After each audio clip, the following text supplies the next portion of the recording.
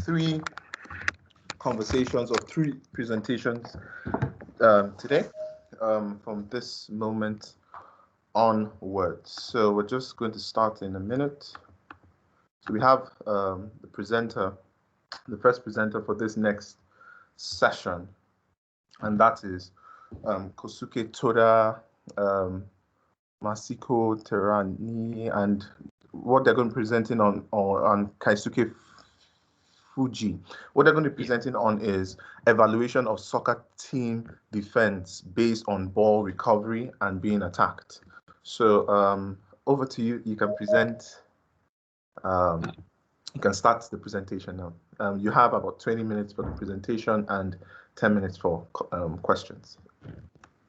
Okay, thank you for the introduction. And I am Keisuke Fujii from Nagoya University.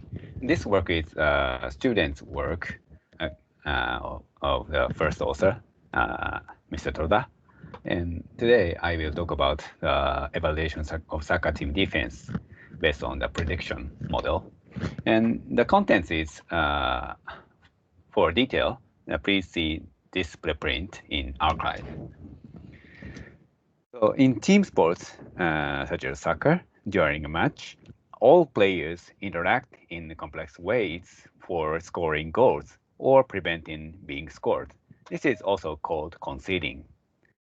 And in particular, tactics are considered difficult to evaluate because a limited amount of available statistics, such as goals scored in the case of attacks. And in soccer study, there are three main approaches to evaluation. The first is based on the score prediction approach, and the second is to evaluate plays which lead to goal, leads to shots. For example, in offense, passes or effective attacks and so on are evaluated. In defenses, for example, pass interceptions and team pressing and so on are evaluated. The third approach is a spatial positioning of players, for example, Voronoi diagram or movements creating space and so on.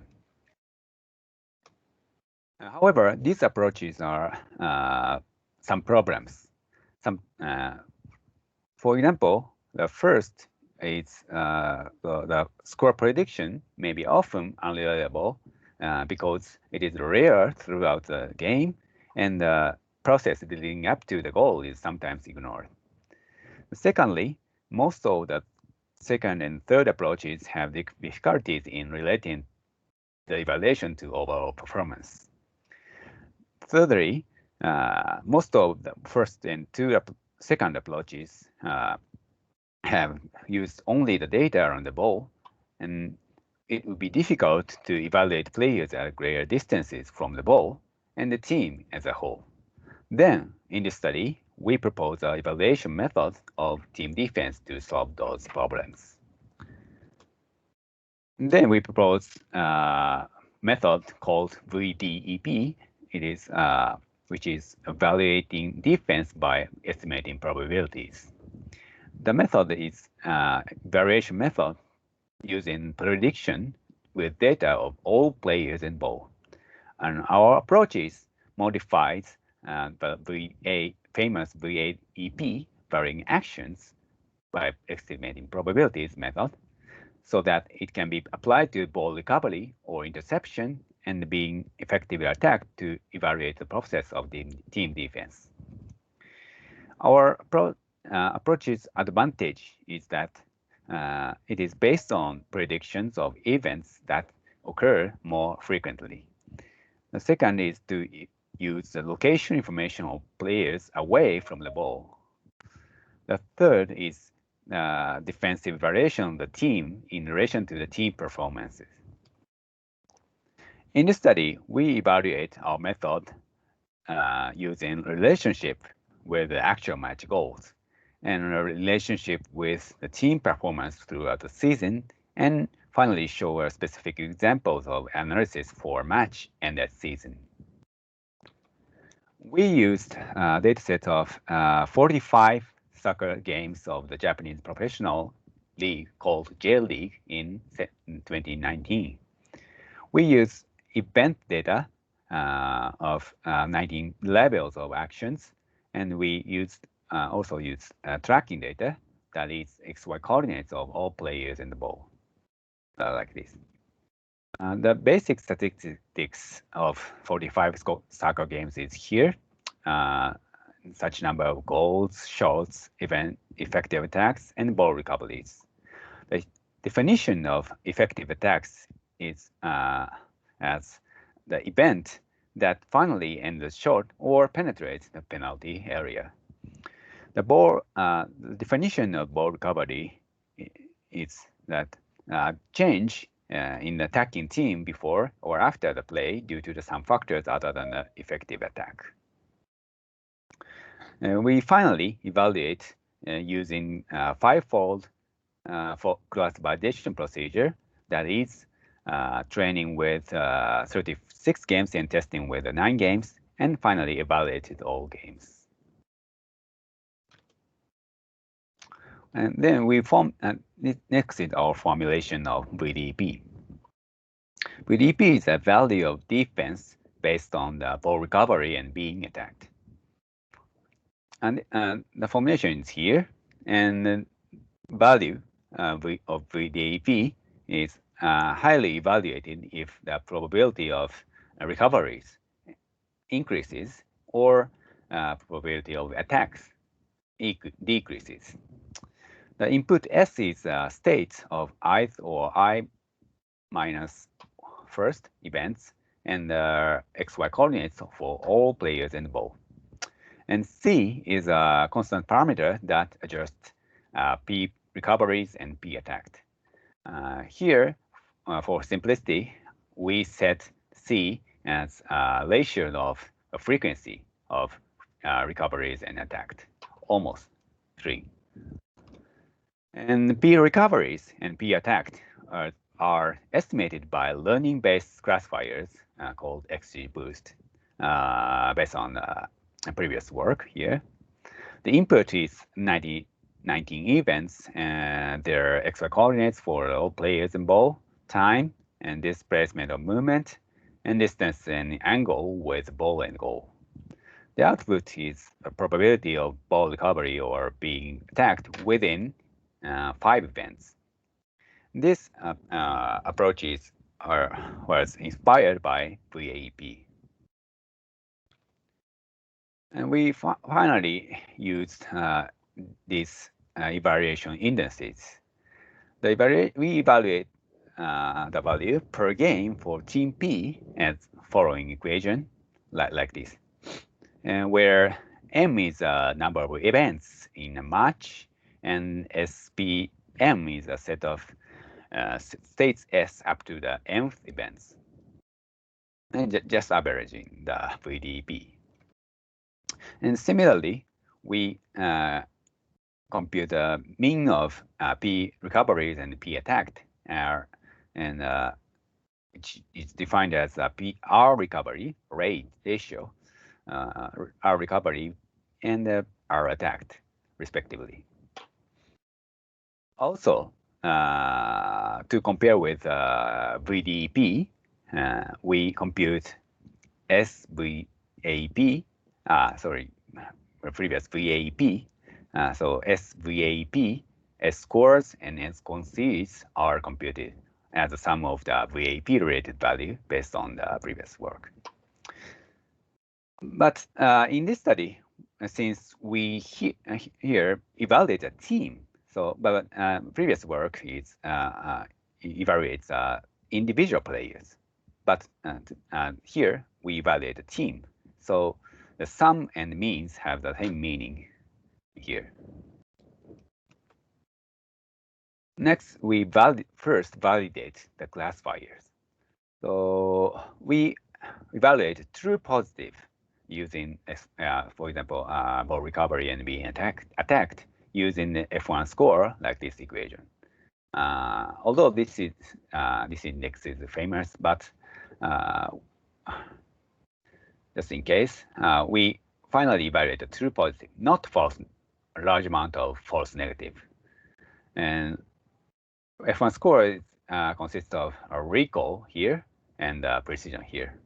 And it's a harmonic averaging of precision and recall.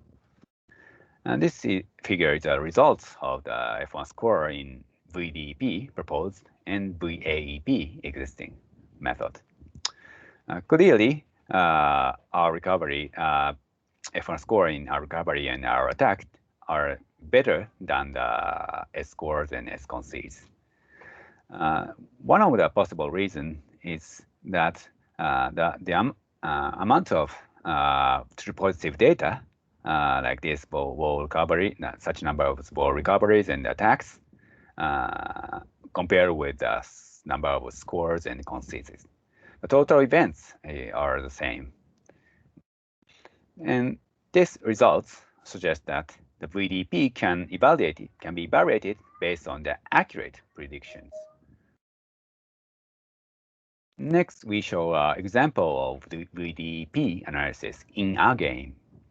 So we here show a match of Yokohama F Marinos and FC Tokyo in Japanese soccer game.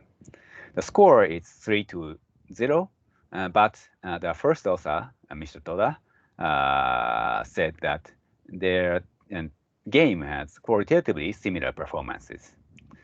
And note that the number of shots were the same in both teams. And our results show that the Yokohama finally won the game, but VDP was better in Tokyo rather than the Yokohama. And more for the detail, our attack lower is better. It's better in Tokyo. Our attack in Tokyo were better than the Yokohama. As in this game, there are cases where the evaluation results do not match the game outcome. For example, when shot was better, even if the defense was good.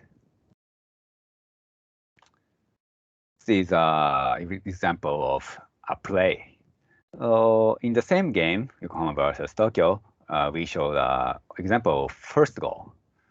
So this is this table number of events and action are corresponded with this right figures: pass, trap, and finally shot and scored. So VDP can be interpreted as a good defense when positive and bad when negative. In this case, there is no negative value, so totally there was a good defense. But scored. The defense was not so bad based on VDP, but that goal was conceded. So usually, based on the results, this defense was evaluated as bad. But evaluation is possible based on the VDP, regardless of the outcome. See the prediction of VDP using the correlation with the team performances.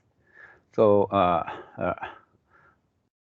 row is winning points, scores, concedes, and column is with a correlation with the game outcome and correlation with the season outcome. Note that VDP, our indices, indirectly predict the scores, but existing VAEP directly predicted in principle. And first, VAEP more reflects or predicts goals and winning points in the actual game. In contrast, VDP also reflects concedes and similar prediction performance with season outcomes like this. However, the VAP the prediction performance decreased greatly, like this. Then VDP could be a well-balanced indicator to evaluate both attacks and defense, and also throughout the season. Finally, we show the example of VDP analysis using the relation with the season performance in all teams. There are 18 teams in J1 League, and horizontal axis show the our recoveries, which means recover ball likely to recover the ball. Good, right is better, and vertical axis indicates that are attacked, which means likely to not being attacked, and lower is better. For example, Yokohama is a champion and highest score team, and show a higher P recovery, but higher R attacked, which means likely to recover the ball, but being attacked frequently. And most defensive team, Hiroshima, which indicates lowest concedes, show higher R recovery and the lower are attacked. So the results show that the team has also show likely to recover the more frequently and then not being attacked less frequently. And this is a conclusion. For the detail, see our preprint papers. So in this study, we propose VDP to quantitatively evaluate the theme of defense of the team. And VDP, based on the prediction of ball recovery and being intact, show higher reliability because this occurs more frequently than the existing score prediction method. As a result, VDP could be a well-balanced indicator to evaluate both attack and defense, also in the long term, rather than winning or losing due to the accidental factors. That's all. Thank you for the listening. All right, thank you very much. Right on time. You have to you finished with 2 minutes to spare. Thank you very much for that fantastic presentation. Can we have a round of applause for him? Round of applause. Yes, thank you very much. Does anyone have any questions? You can just leave your slides here just in case anyone has any questions. Please raise up your hand. Okay, I think we have a few people that have questions. So we'll go first with Aiji Konaka. Yeah. Thank you.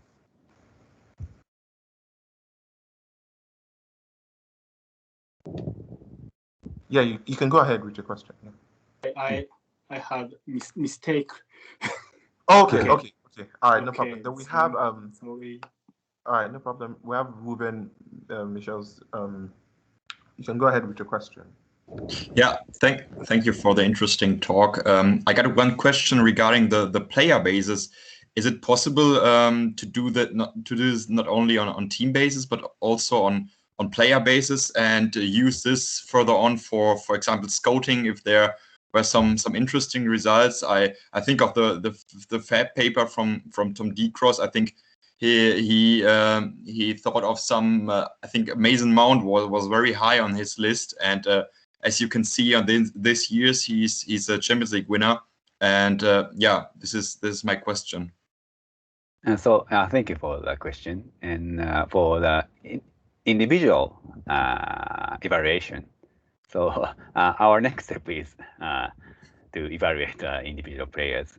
But some challenges can be solved because in contrast to the attacking players, so we need to define the action of defensive players first.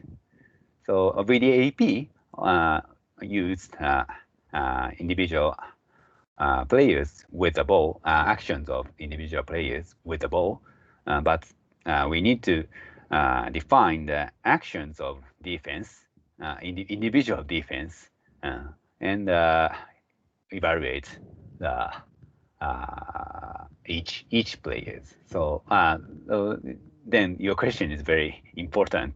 But now we are considering the this problem. Thank you. Okay, thank you. Thank you for your question and thank you for the response. Does anyone else have another question? Any other question? Okay. If you have any question, you can just go ahead because I can't see any hands raised. Let me just go scroll down and sure. Okay. Yeah, no hands raised. James, do you have any questions, or we can just go on to the next presentation? Sure. I missed some of your presentation, Kosuke, unfortunately, but I wondered whether in your data, do you have a mix of games with and without crowds, or all the games with crowds in the stadium?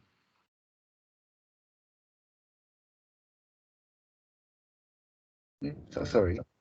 I just wondered if, when the games in your data sample took place, were they all before COVID, and so there were fans in the stadium, or any of them since, when there have been games without fans in the stadiums? So your question is about for fans and stadium. Yeah. So how this should be present? Or... No, I'm just wondering when the sample of matches that you got data for, when that sample was from. So was it this year or last year or the year before? Last 2 years. So 2019.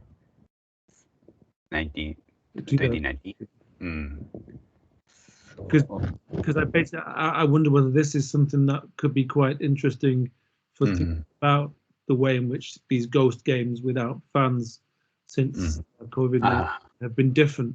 You know, we've had some talks already this morning about how the home advantage is reduced, and you know, I wonder if it could be as a something that we could learn from how individual actions on the field are different when there are no fans in the stadium. Yeah, this is a very good problem, and so we have obtained this data from the competition in Japanese competition every year. So maybe this year can obtain such new data with COVID-19, so we can check the results. You're tracking every single player, right? It's not. Yeah. This data has all the players. Yeah. So that's what makes this really, quite interesting and a step above what you can do with perhaps Opta data, for example, is to have that sense of where everybody is, and so you can get a much more detailed idea about what's happening in the game. And so if you were able to get data from the current season, assuming that games in Japan are taking place without fans, then you could have quite an interesting data set to look at to compare what you've already done. Yeah, very interesting perspective. Yeah. Thank you. All right, thank you. Is there any other question before we go to the next presentation? Does anyone have any other question? Okay, I can't. There's no hand raised. All right, so we can go to the next presentation. The next presentation is it's a paper titled Analysis of Soccer Players' Activity Profiles Using Time Series Data. And it's going to be presented. It's a paper by Yuki Masui, Nobuyoshi Hirotsu, Shimasaki, Masafumi Yoshimura. So are you available to start the presentation? Person presenting? Yes. So Masui Yuki is here. So you can start. James, should we just wait till 12:30, or you can start now? I think it might be good just to wait till 12:30. So hold five minutes. Yeah. So break. So on. Okay. Just so that if people are moving from the sessions, they can get here and see the start of it. Yeah. So Masui, Yuki, you can just wait for another 5 minutes, and in that time, get prepared a bit more. Gives you a bit of preparation time. Okay, thank you. I'll definitely like the preparation time for myself.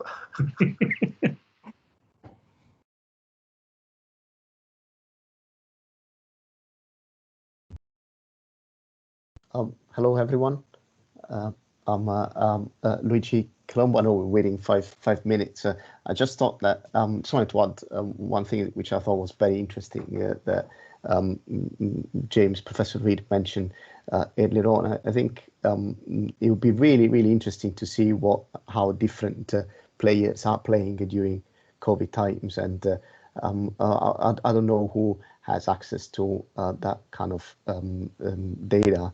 But I suspect that I've seen some articles on I think it was The Guardian maybe back in June last year or July last year, showing how the Opta, even with the Opta data, they were able to show how players were doing something a little bit different, like less number of tackles, and maybe just straight after coming back for the pandemic, maybe there was some element of, I don't know, fear in players. I guess that's just a theory, but I think that would be really interesting to see with tracking data. That would be a really nice project. I don't know if anyone has been working on that, but I'll be interested in reading this.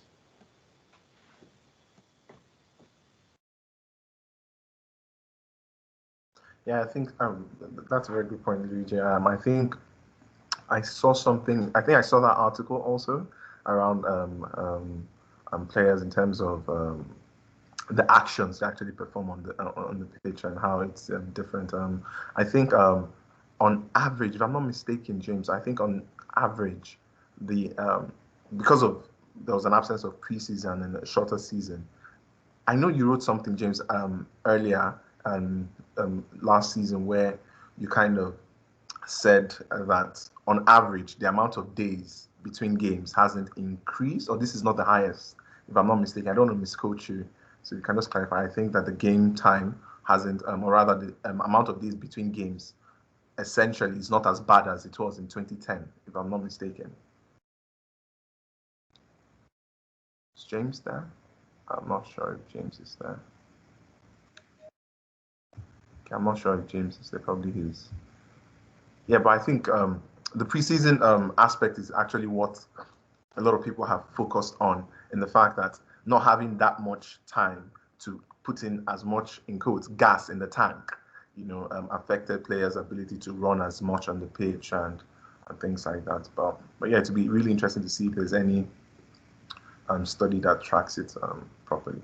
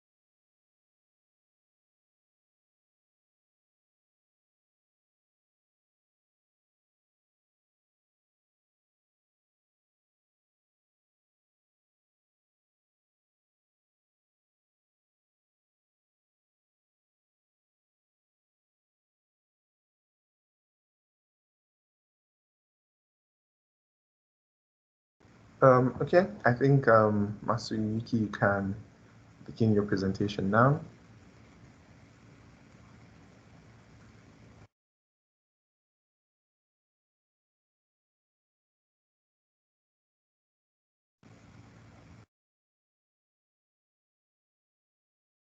You're muted. We can't hear you, Masuyuki.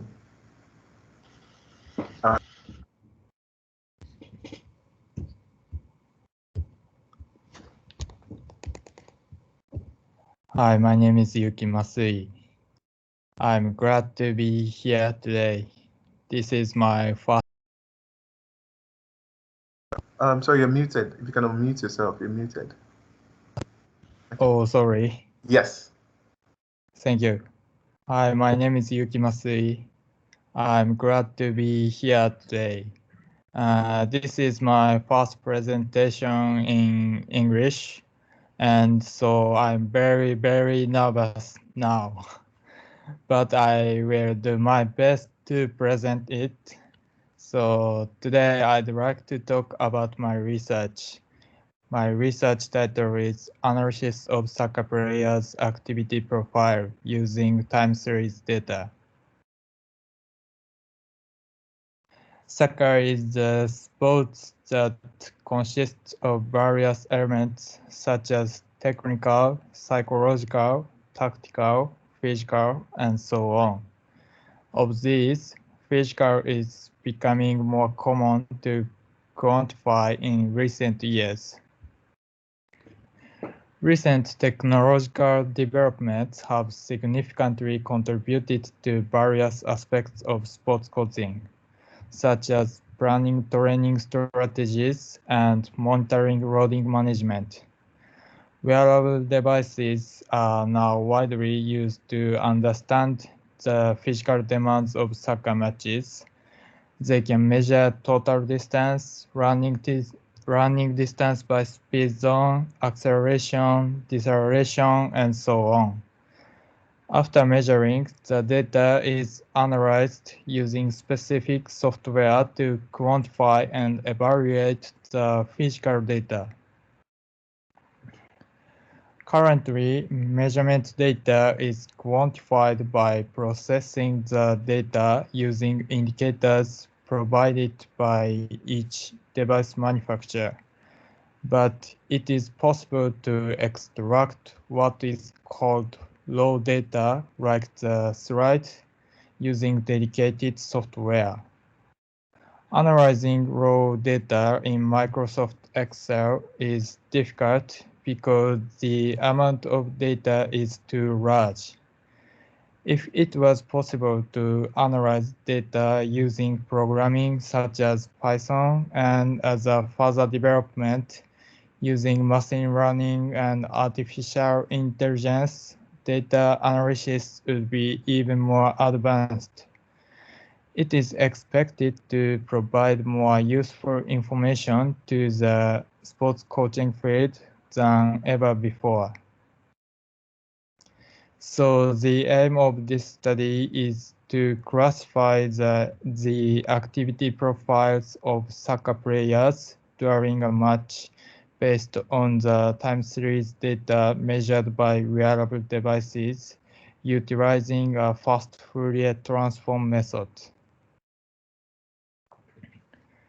Subjects were 18 Japanese collegiate female soccer players, excluding goalkeeper.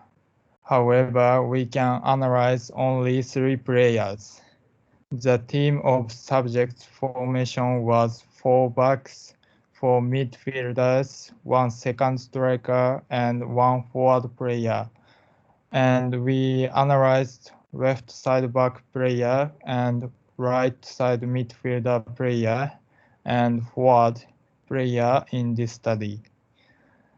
And left side back player became professional player in Japan after graduating. Target matches were 8 official matches, and we analyzed only 15 minutes of a match in this study. Subjects were equipped with wearable devices Optimi S5 or G5 manufactured by Catapult Sports during matches. The devices include GPS and inertial measurement units IMU. The frequency of IMU is 100 Hz. Measurement items were IMU acceleration of forward side up direction. The forward here is not the forward of the position. After measurement, we used specific software to analyze the match data and extracted 100 Hz raw IMU acceleration data. We analyzed the data with Python and fast Fourier transformation. And we analyzed the kind of play corresponding to the data by watching the video of the match. I'm going to talk about the results and discussion. This is a video of changing in running speed. Please pay attention to the player in the red circle.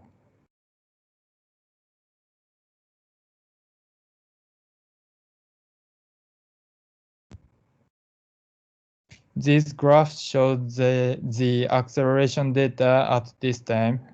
The left column is graphs of acceleration data, and the right column is FFT data.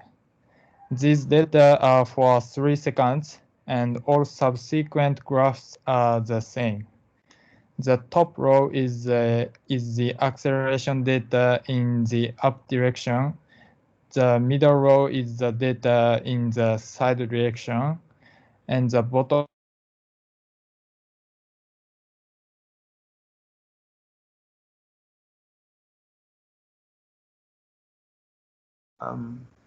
Yuki Masui, I think your network. Can anyone hear me? For some reason I can't hear. Okay. You're still Yes. here, Mobolaji. Yes. You. I think you might be back. Are you back, Yuki? Oh, sorry. We lost you for a moment there. Yeah, we lost for him.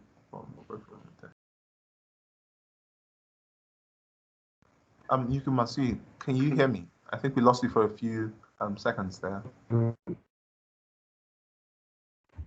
Yes.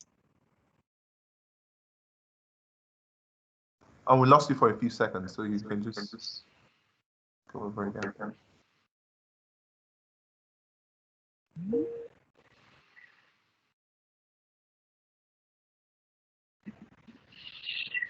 Looks like he's having connection problems.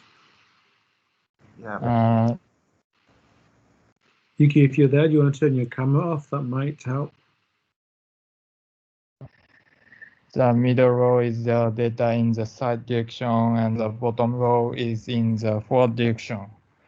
From the graph, we can see that the waveform of the graph of acceleration in the up direction changes as the velocity changes. However, the rhythm of the waveform remains constant even though the velocity changes, which suggests that the FFT value has increased. This is a video of throwing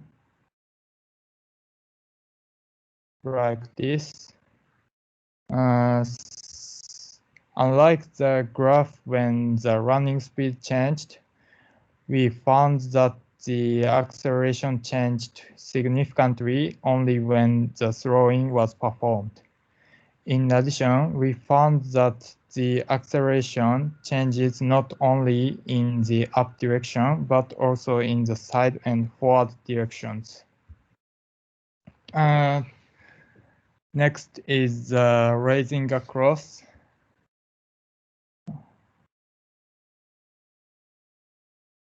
So the graph shows that the acceleration changes greatly when the ball was kicked, and that the body also receives an unusual shock when the ball was kicked. Furthermore, we can see that there is a slight time difference between the acceleration in the up direction and in the other two directions. Next is the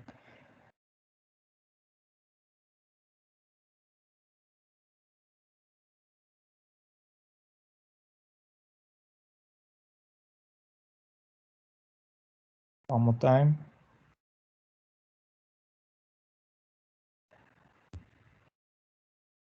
In contrast to the previous play, it was found that acceleration was not measured to be as large when a short distance pass was made as when a long distance pass was made.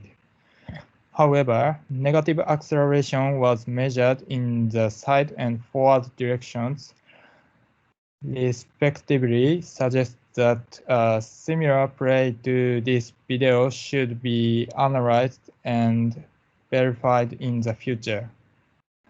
And last is making the long distance pass.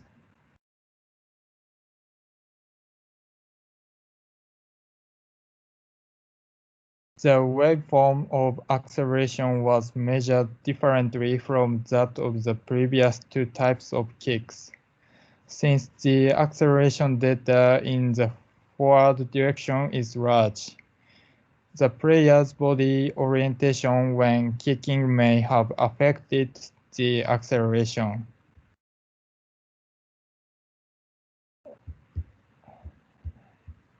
This is the FFT graph of the acceleration data of player A's sprint.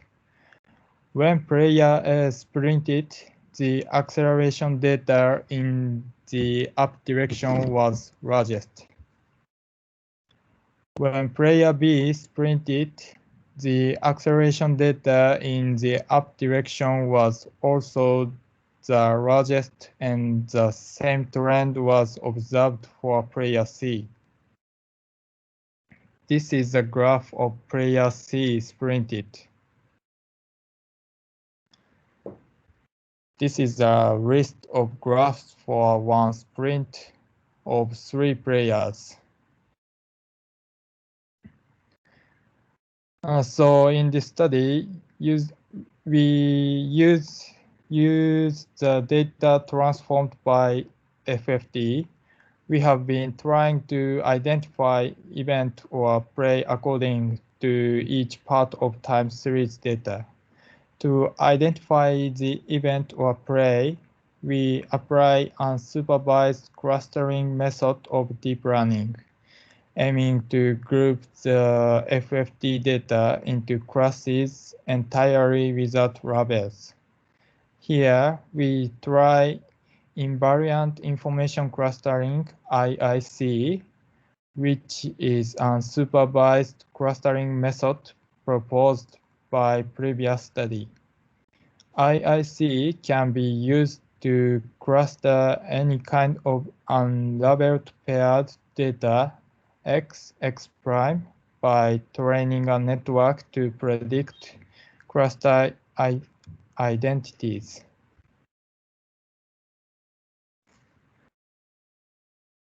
We use the acceleration data in the up direction, and using FFT data X, we produce X prime by adding noise to X. The network consists of input layer, hidden layer, and output layer. The network produces the probability vector as P, Zx. We also input X prime to the network and produces the probability vector as P, Z prime X. We can obtain joint distribution of P, Z prime and the mutual information I, Z prime. Here, the mutual information I, Z prime equal HZ minus HZ prime. To maximize I, Z prime, we should maximize HZ and minimize HZ prime, but actually HZ and HZ prime are balanced to maximize I, Z prime. This is 6 examples out of 10 clustering samples of the data. The graph of number two is similar to the sprint graph in this study. like this.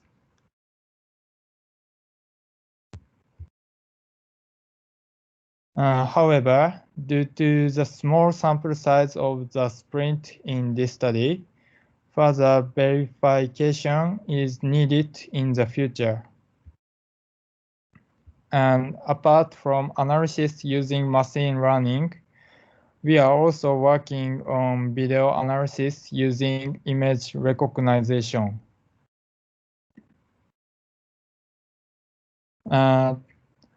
This number next to person indicates how correctly the machine recognizes the object.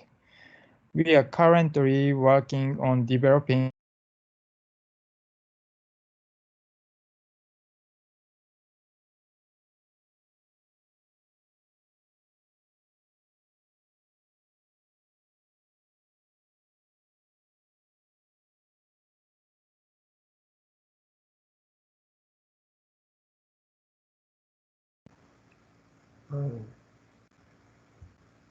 Yuki Masui, are you there?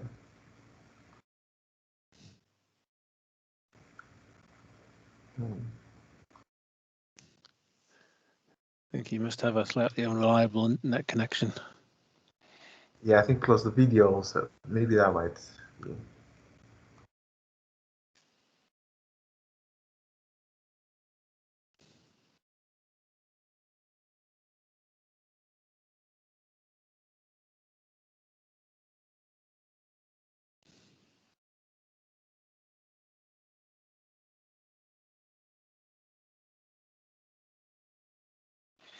Okay, so he's completely dropped off the call now.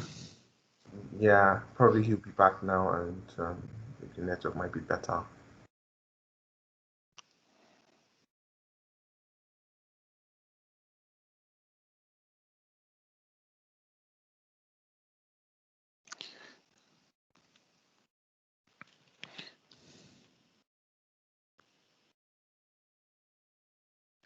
I think if he doesn't return fairly soon, Mobolaji, you should take over and give your presentation slightly early. Okay. Well, actually, we can just wait. We can just wait till the hour. Actually, might be better in terms of people. Here, he's back now. So. Yeah, he's back. Yeah.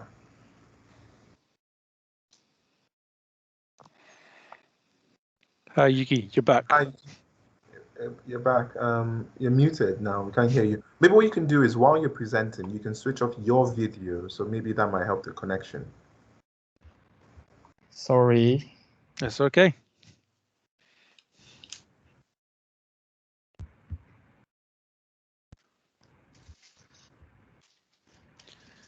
It may be better for your internet connection if you turn your video off while you present the rest of your talk. Okay, thank you.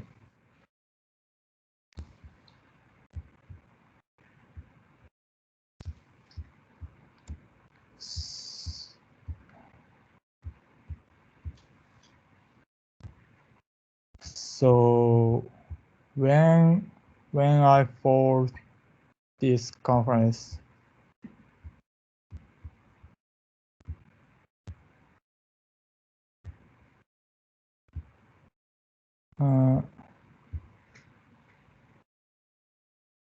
can you see this slide? Yep.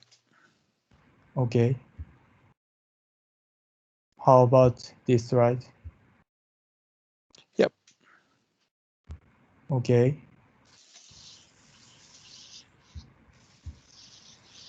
Is it okay? Yeah. Okay, I finished.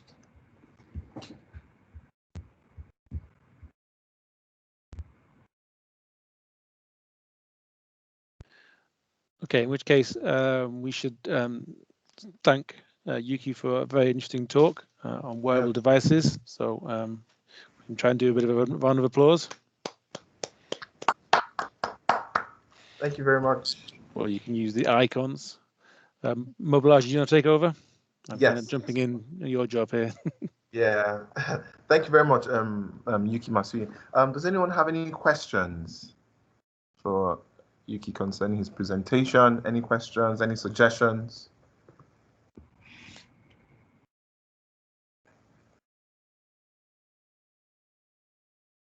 Anyone? Okay, yes. So we have Konaka IG. So please go ahead. You can unmute your mic and ask a question. Please go ahead. Hi. Can you hear me? Yes, we can. Yeah. Please go ahead. Yeah. So I have one question. So why do you use deep learning? So have you tried much simpler method, such as pure Euclidean distance, or the much simpler method? Simple method. So when you calculate the distance between the FFT waveforms, so Yes.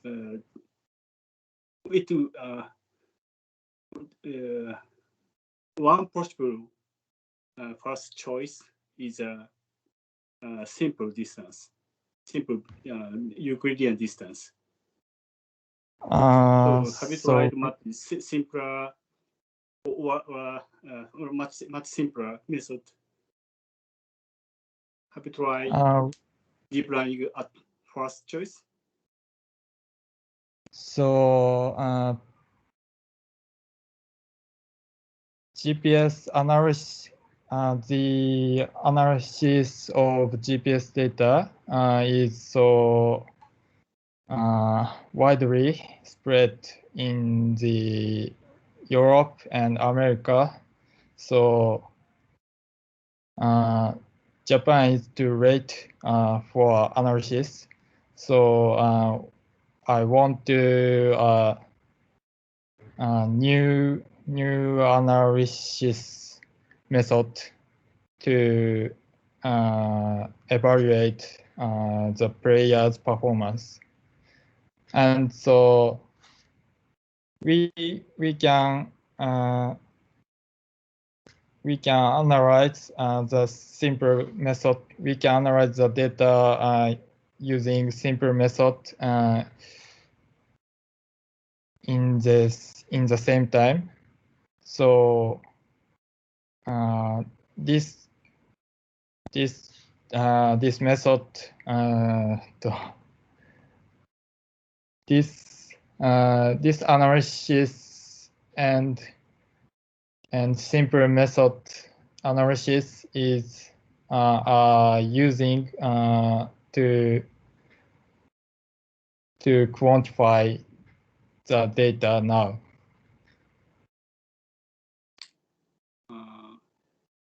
Have you never tried much simpler method or not? No, I have tried simple method. Okay.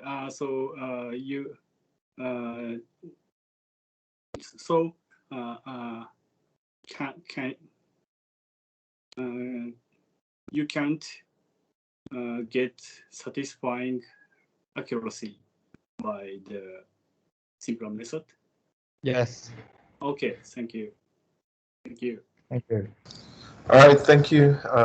Apologies there. My network had a bit of an issue, so I had to drop off. So we have a question or someone's hand being raised. So we have Luigi Colombo. So please, can you go ahead? Hi. Yeah, thank you very much for your presentation. Really interesting, and I also have to say that the images of the football pitch that looks absolutely marvelous place to play. And what I wanted to know about your research is something actually specific to the measurement, and I am not very familiar with those devices. Do you know whether they have a baseline error, whether the GPS tracking has, I don't know, plus minus 1 meter, plus minus 2 meters error? So do you know how wide that error is, and do you think that can give difficulties and challenges then when you're doing your own estimations? Sorry, one more time, please. Yes, you're showing the 5G device from, I think they're coming from Australia. And Yes. Do they have some specifications in terms of how big the measurement error in the position of the device is? I think is it using GPS? Yes. And does he have an error? Is that error known? Is it exact to the centimeters, like when it's taking the position of the device?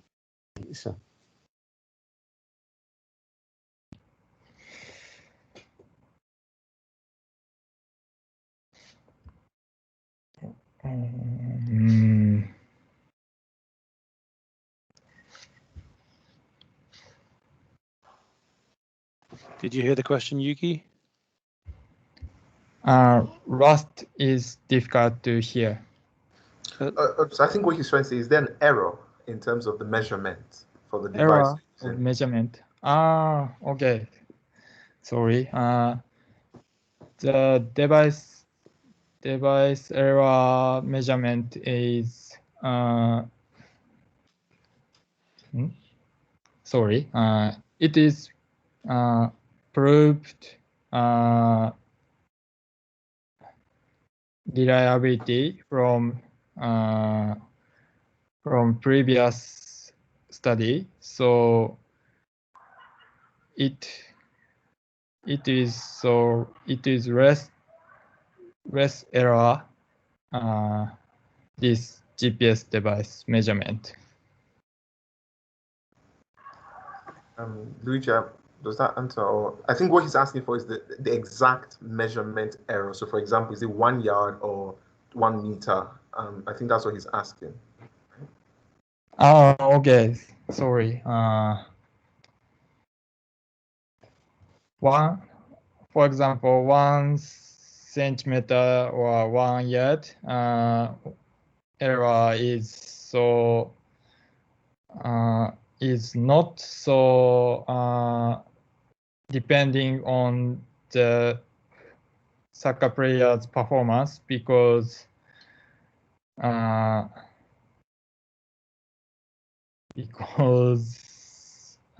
so for 3 cent difference of 3 centimeter is so small in the soccer court. So it's not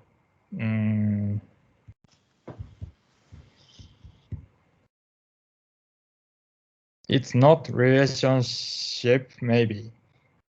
Oh, if it is a few centimeters, I agree with you. It's not. I don't think it makes a difference. Thanks. Thank you. Sorry. Thank you. No, thank you.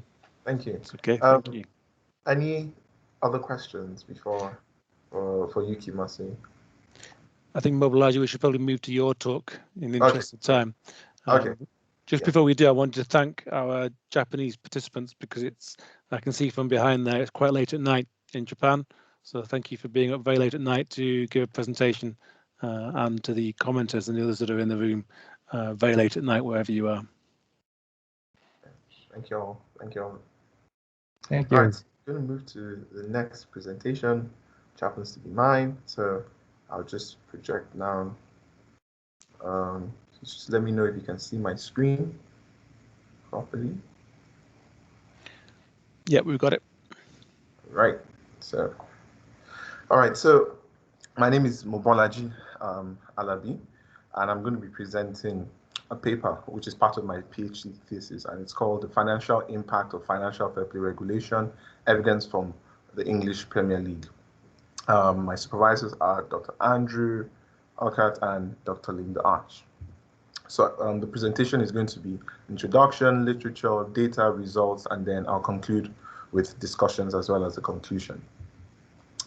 Why is it important? Why is financial fair play important? Why is money in football important? I think one of the main reasons is because of the popularity of football and the demand.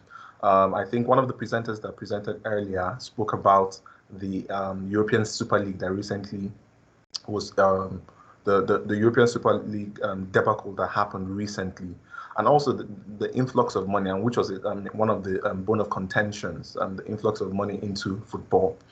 Also, the behavioral pattern of football clubs is also another important reason why looking at the performance of football clubs amidst this regulation is important. Also, there's been an introduction of regulation in European football that is financial fair play, and also calls for regulation in the EPL in itself. So just a bit of context, there's this quote by Szymanski, 2013. It says that Leeds United flew too close to the sun in trying to win the Champions League. And the reason why that happened is because there's a correlation between sporting success and investment in wages. And Leeds, prior to 2014, when they got relegated, 2004, when they got relegated, spent significant amount of money in investment in player wages, as well as in investment in players, right, to try and win the Champions League. So they were champions in the EPL, or rather in the defunct First Division in 1992, and got relegated in 2004. Now, the reason why clubs spend a lot of money is because, first and foremost, the structure of European football, and also the objective of football clubs. The objective of football clubs has never been to make profits. It has been for win maximization. Now, a backlash of the financial troubles that Leeds faced was that footballers who had the book value of 198 million in 2001 were sold for 50 million. So you can see that they had to actually offload some of their assets because they couldn't balance their finances. So what was the problem? And I've kind of given an indication of what the problem was: clubs overspending. And this slide just shows us some of the financial profile of European football in 2009. So financial fair play was introduced in 2011.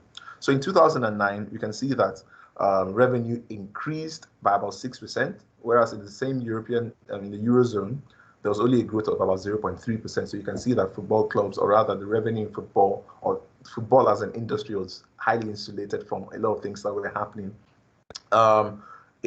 Also, as revenues increased, the same thing happened with losses. So losses also increased significantly, and you can see the difference. This is 6% to 85%. Essentially, by having a loss of 1.2 billion, it means that clubs spent 6 euros for every 5 euros of revenue that they earned. So they were spending much more than they were earning. And their wage to revenue ratio was about 68%. And of course, debt also increased significantly. So what was UEFA, that's the regulator, what was their response? Their response was to introduce regulation, which is called financial fair play regulation. And it was introduced to improve profitability and to encourage sustainability. The hallmark of financial fair play is actually something called the break-even requirement. And it's essentially what the break-even requirement is, that UEFA required clubs to report their relevant income and relevant expenses. Now, relevant income is essentially their income with a few minor adjustments, as well as relevant expenses. So all the money they spend in terms of wages and other expenses for running the club. So the difference between both of them is what is called the break-even requirement. So they're required to submit this. Now, clubs that, and by submitting this information, UEFA expected that clubs would not make losses more than 15 million euros. Any club that made a loss more than 15 million euros was most likely going to, or rather would have to face sanctions.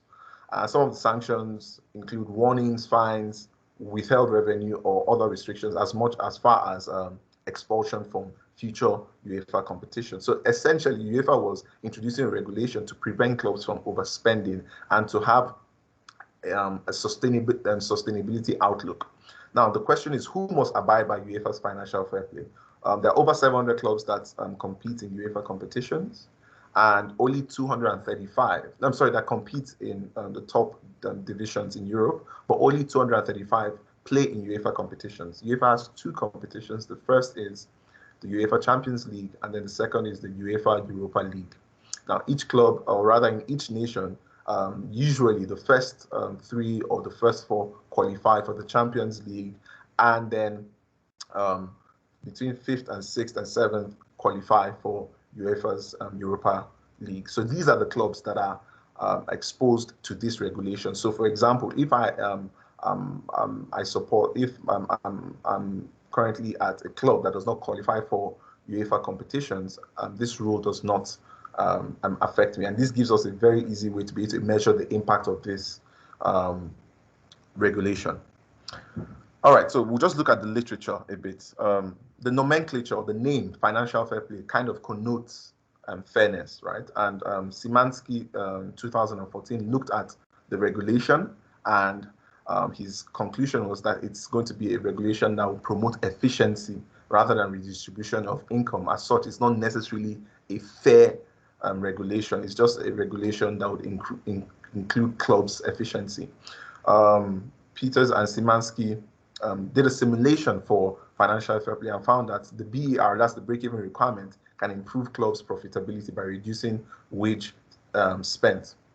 There have been a few criticisms to financial fair play. One of it is that it's a barrier to new entrants, and also SARS, Vopel, and Frank have posited that financial fair play was going to impact the competitive balance, and it was going to ossify European football.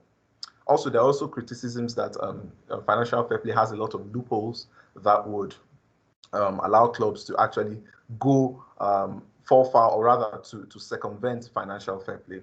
And there have been a few, I'll just remind us that financial fair play is essentially introduced to improve financial performance. So there have been a few studies that have looked at the effect of financial fair play on clubs' financial performances. So we have Caglio et al., who looked at the real effect of financial fair play in top 5 European leagues.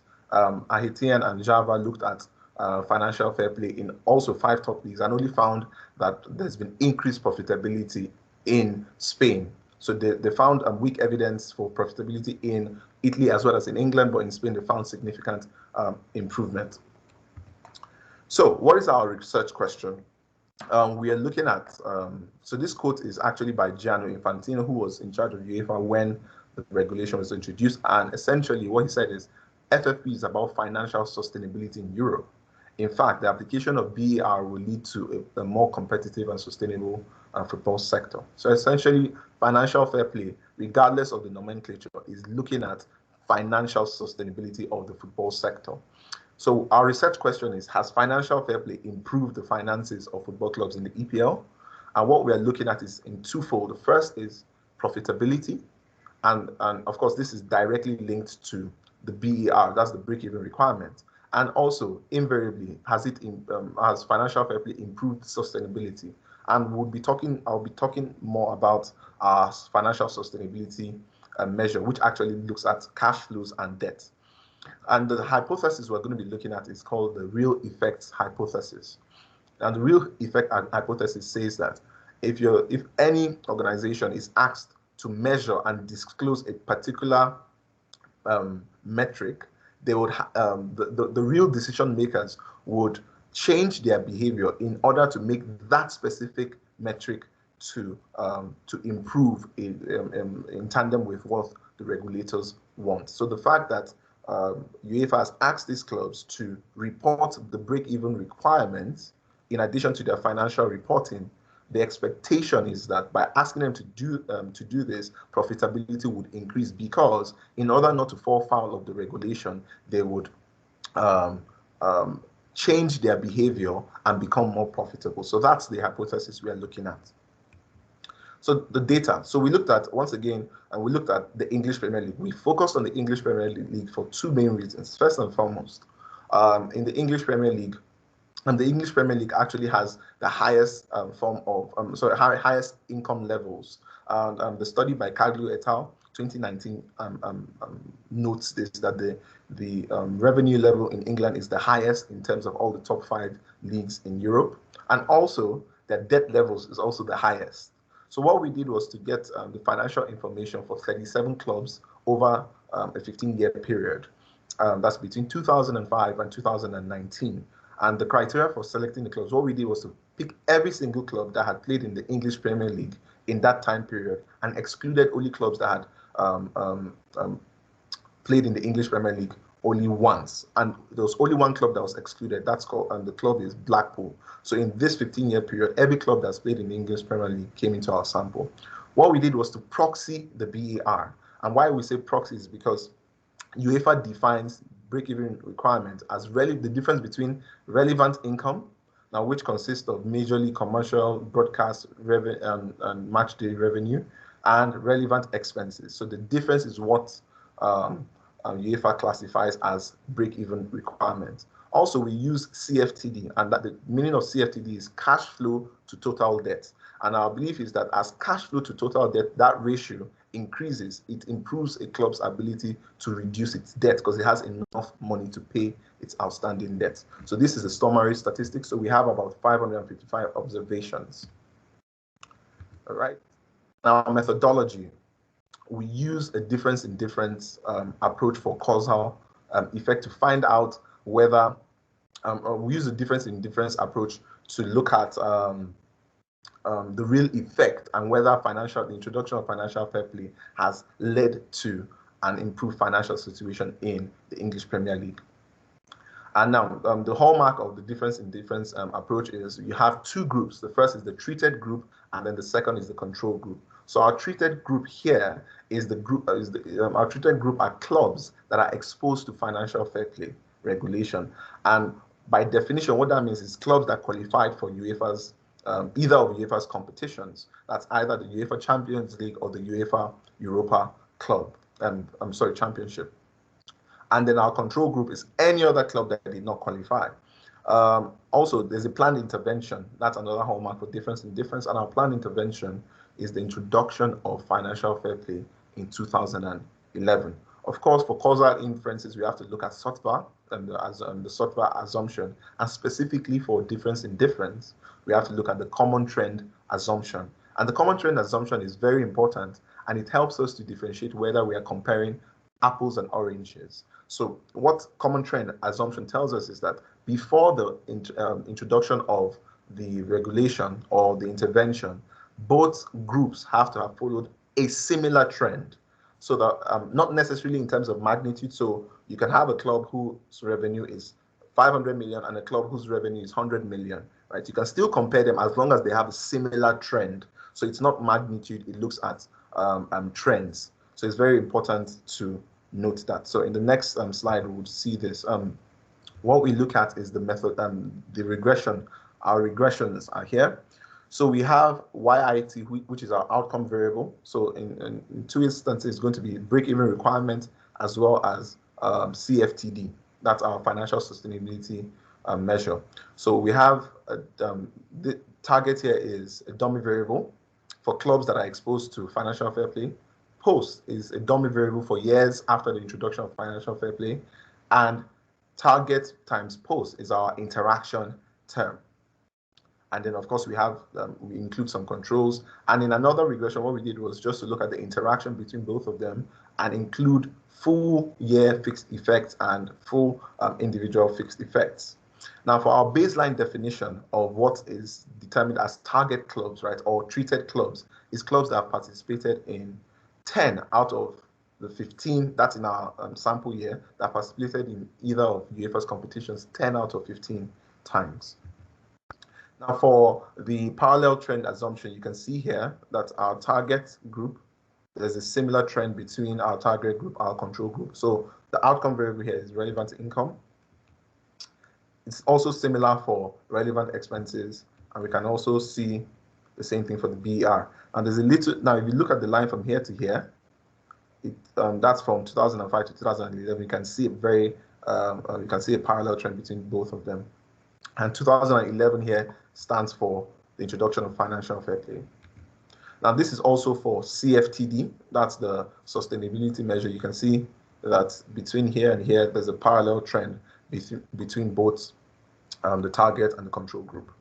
So for our results, the results of our first regression, let me just go back and show you this. This is our outcome variable. This is what we want to see. It's going to tell us by how much the outcome variable has improved for the target group in comparison to the control group. And this is going to tell us whether financial fair play has had the desired effects that we expect it to have. This is our first result.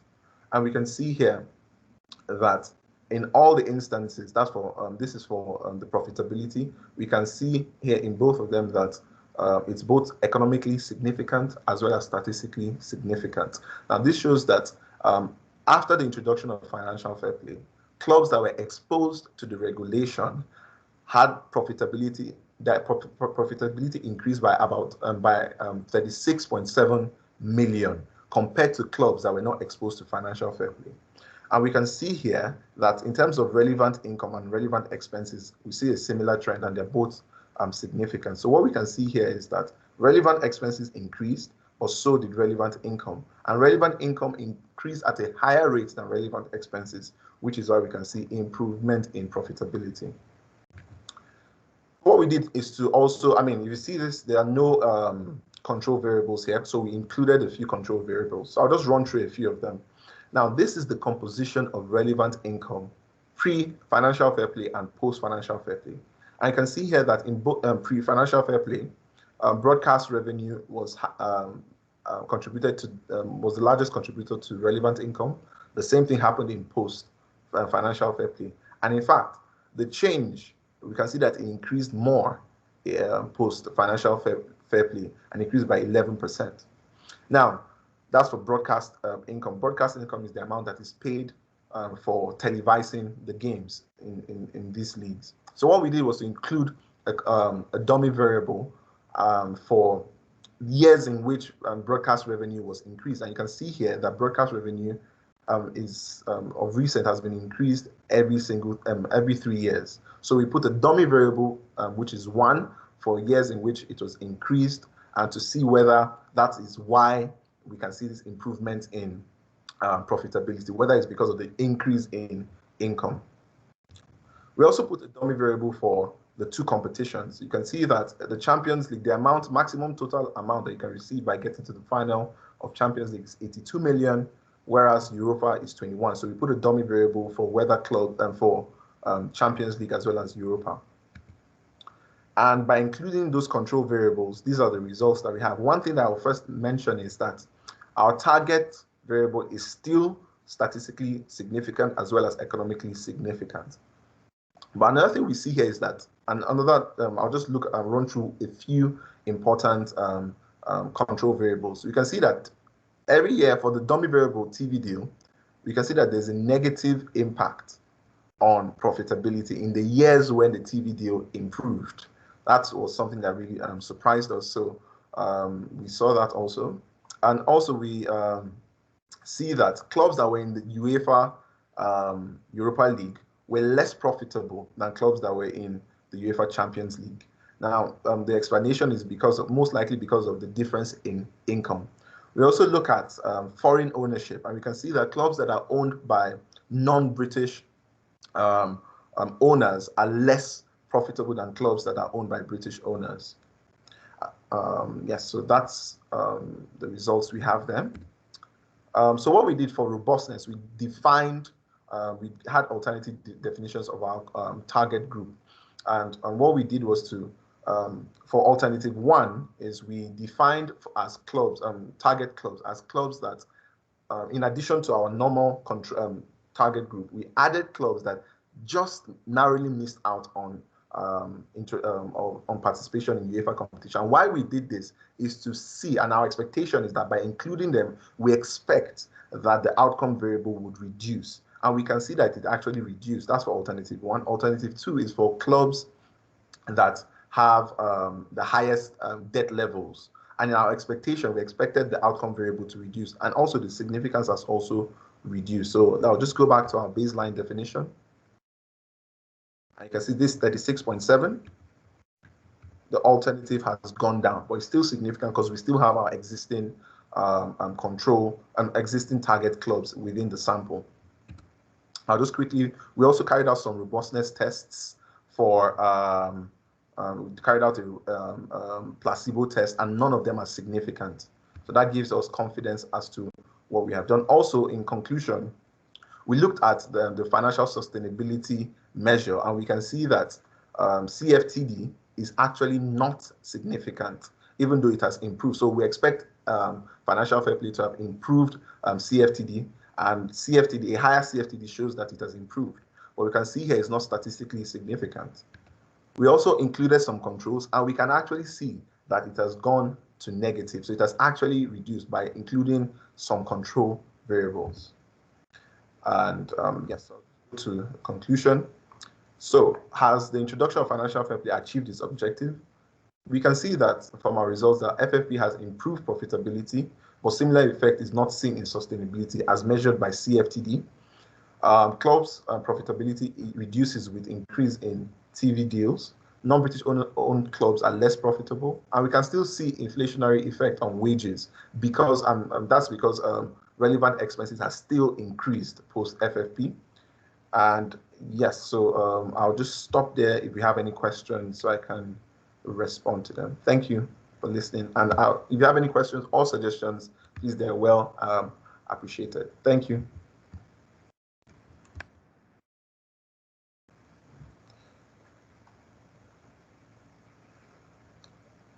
Does anyone have any questions? Okay, I think Matthew has. Please go ahead, Matthew. Hi. Yeah, it's just about the UEFA League teams. It just occurred to me that the reason that they are going to be less profitable is because you are much more likely to get like a lower team in there on a one-off basis. So you might get a team that normally finishes 12th or 15th or something, has a unusually good season, and then drops back out again of that, maybe. Or they might win the FA Cup or the League Cup. Although that hasn't happened in the last sort of 2 or 3 seasons so much, it did used to happen more often. So I'd probably be interested in seeing what the actual teams were in that period. Yeah. So within our data period, one thing that we noticed is that there were consistent teams that played within UEFA competitions, and they are the traditional big 6. So we have, and that's why we define them. And essentially, Manchester United, Chelsea, Arsenal, Liverpool, Man City were in our control in our treatment group. What I'll point out, one thing that we noticed is this: when a club plays in UEFA competition, the Europa League, let's not forget that they are traditionally big, right? 1, and 2, they aspire to actually play in the Champions League. So it means that they actually spent a lot of money to get into the Champions League, but were not able to get into the Champions League and got into the Europa League. Now, of course, they have spent more money, they have bought more players. The players are contracted for about 3 or 4 years, right? But they have gotten into UEFA competition and don't have that extra revenue. And I think that is one of the reasons why we are seeing that clubs that are playing the Europa League are less profitable, or rather are even more are loss-making in comparison to the ones that play in the UEFA Champions League. And within our data set, if I'm not mistaken, there are very few times when lesser clubs were, or rather in terms of, when I mean lesser clubs, clubs that finished 12th and 13th, lesser position teams played in either of the UEFA competitions. In fact, sometimes when they qualify by winning the FA Cup, they get knocked out early on. So I don't know whether... Yeah, that's what I was going to... I mean, that's the other side of it, is that you get these teams that get in almost by accident, or they have a... I mean, Reading, in the 2 years they were in, they finished 8th in the first year, and were 1 place below. And in another season, you had like Burnley getting in, for instance. But they, like you say, sometimes they don't make the group stage, depending on whether they're automatically in it. And if they do, they go out very quickly. They rarely, I mean, there have been some exceptions, Fulham and Middlesbrough over the years who have got to the final, but who are not out in the sort of traditional top 10, let alone the top 6. But yeah, I just thought it was one of the things that might be like you say, the big teams, they take a big hit if they're in it and they're not in the Champions League, because that's they've spent all that money on transfers and wages, and the UEFA League doesn't make up the gap. It's sort of a bit like a parachute payment. Yeah, and in addition, I'll give an example. A director at Arsenal said that Arsenal was a team with Champions League wage structure playing in the UEFA League. So Arsenal, for example, have consistently not qualified for the Champions League over for a few years now, and that has actually impacted on their profitability. So that's why it has gone down much more. But yeah. Thank you very much for noting that. Does anyone have any other questions or suggestions on what we can do to improve the paper?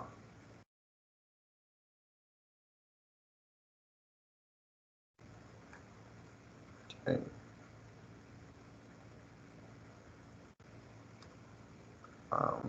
Anyone else with any questions or the methodologies, anything that you think we can improve on that?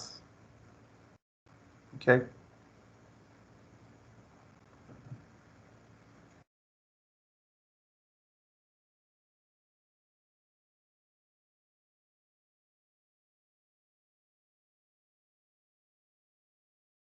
There are no additional questions. I think we would be going on a break, if I'm not mistaken. Let me just confirm.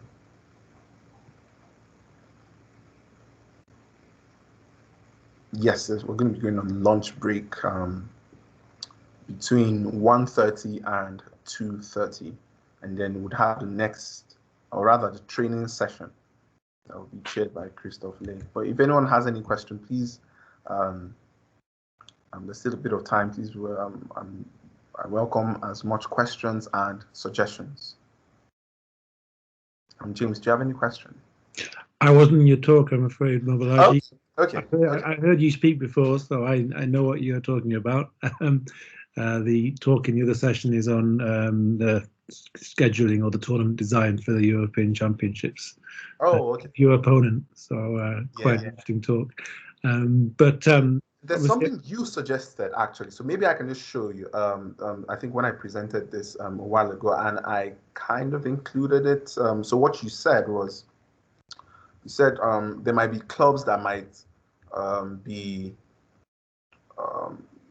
that are just beneath the threshold of making the UEFA Champions League or the UEFA competition, and it would be nice to see. And what you said was, it'd be nice to see the effect on profitability of those clubs that nearly got in. So what I did was to include an alternative definition of target clubs. So I included clubs that nearly qualify for UEFA Champions League, in addition to my target group. And if you look at the baseline definition here, or rather the baseline regression, our target coefficient was about 36.73.